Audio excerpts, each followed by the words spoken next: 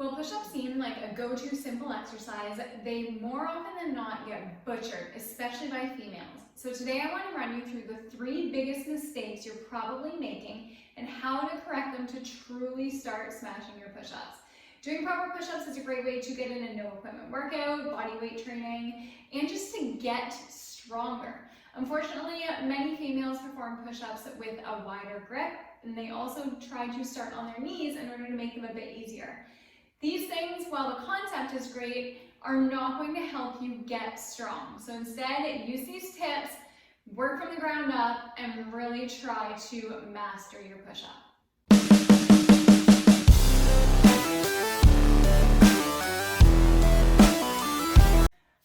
Okay, so when we're learning the push-up, there's a few things that we want to start with. And the first is your elbow placement. So as I mentioned there, most women take their elbows and they cock them out and up just below their shoulders. Eventually this is going to cause shoulder pain, and you're not going to be able to progress your push-ups the way that you'd like. Instead, what you want to do is take those elbows and tuck them down. You actually want to keep them very, very close to your body.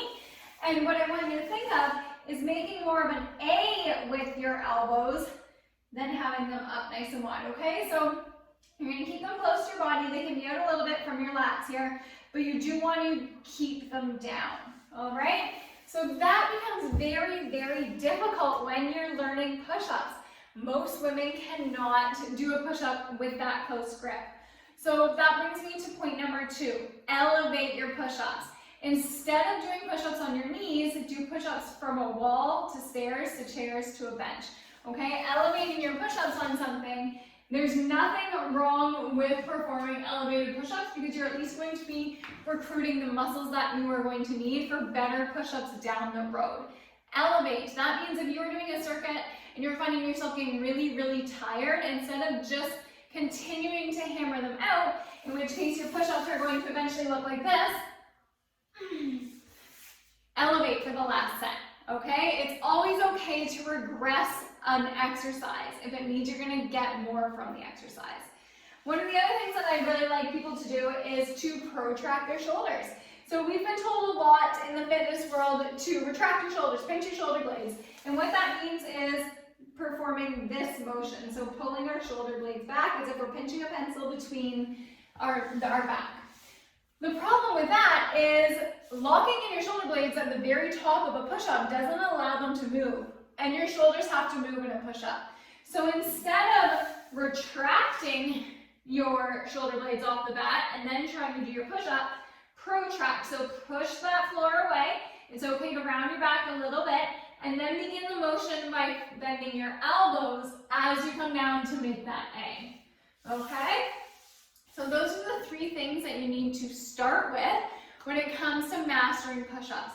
Let's talk about core engagement as well. So another common problem when we are doing our push-ups is we tend to arch the lower back. And even if we start off semi-arched or not arched, by the time you get tired, you're doing one of these. Okay? The push-up isn't a whole body exercise, which means we need to be tight all the way through. So making sure that your core is in proper position is crucial. What you want to do is really rock that plank position. You can pelvic tilt a little bit at the top, depending if you are more gymnastics training versus weightlifting versus there's lots of styles of push-ups, okay? But regardless, we do not want to come into an extension of the lumbar spine. So tuck those glutes under, engage the glutes, protract the shoulders a little bit, and this is your starting point. This is what you should be maintaining every time you begin a push-up. You should feel your deep core muscles engaged. If you don't, something is off. The same thing to come back to. If you find you're losing that plank engaged tight position, elevate your push-up, okay?